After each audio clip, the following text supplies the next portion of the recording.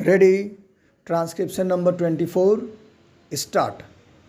Madam Deputy Chairman, I rise to support the bill which has been moved by the Honorable Minister of State in the Ministry of Home Affairs.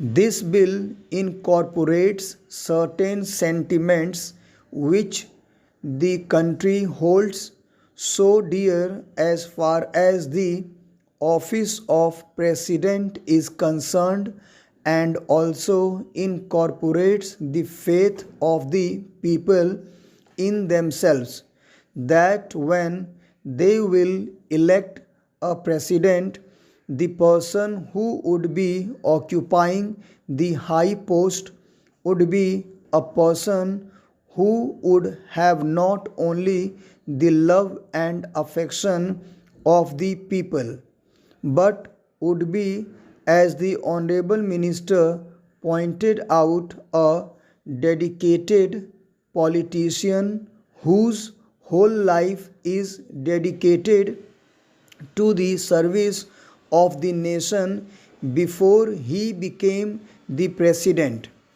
During his occupation of the office of president, and even after he retired from that office, it is this confidence of the people in themselves and the high love and affection which they hold for this office which have resulted in this particular bill being considered by the House at the present moment. Stop. Next para.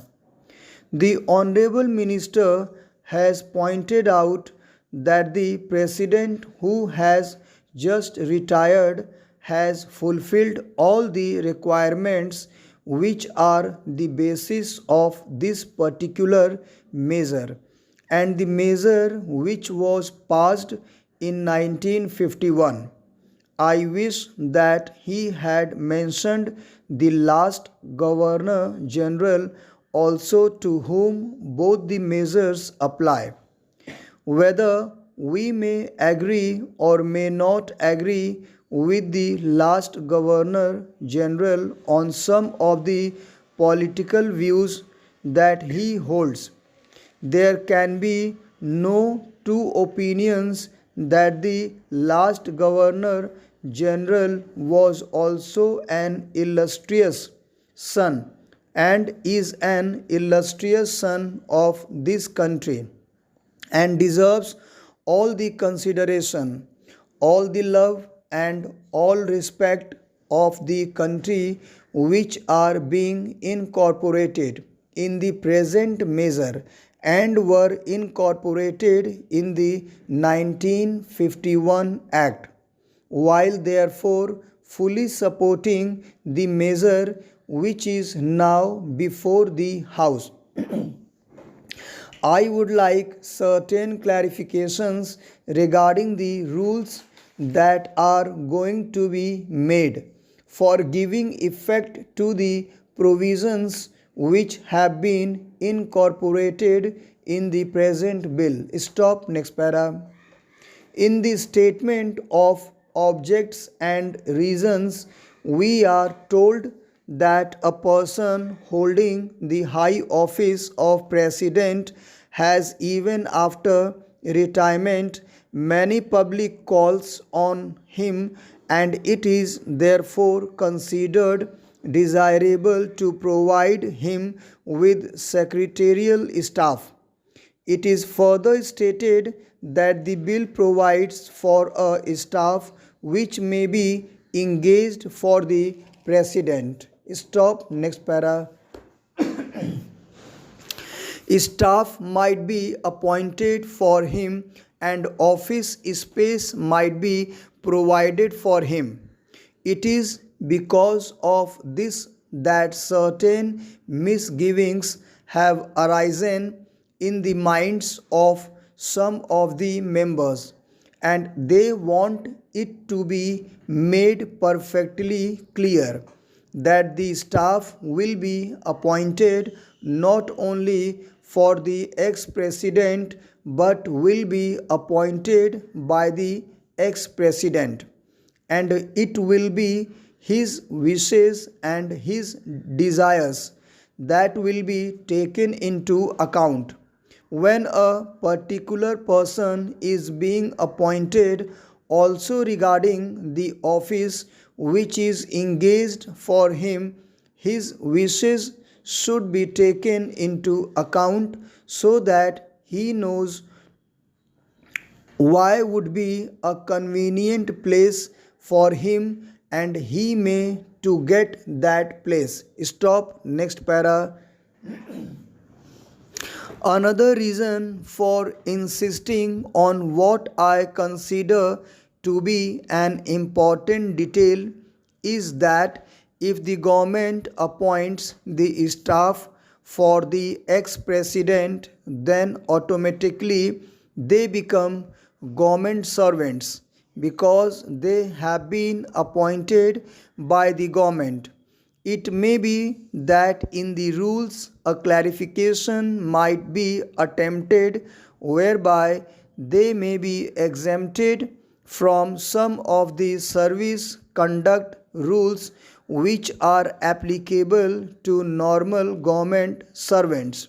But even there, it will be much better that this should not be left in any doubt, and that these persons that are appointed to assist the ex-president in his secretarial task are appointed by the ex-president himself.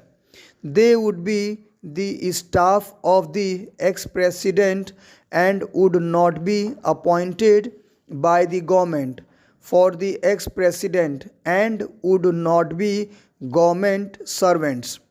This point out ought to be made quite clear so that the ex-president has got all the right of determining the service conditions of the people appointed by him, of course subject to the overall limit which has been provided and to my mind rightly provided in the bill.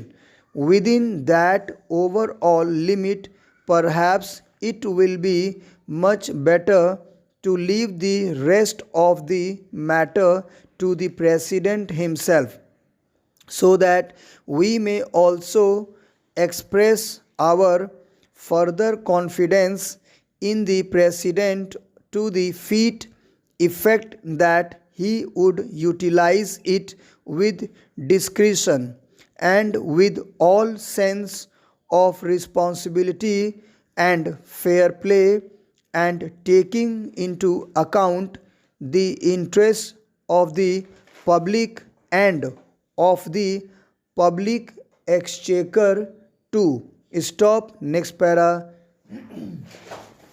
Another point which also needs some clarification is regarding the payment to be made for the secretarial assistance and for the secretarial staff.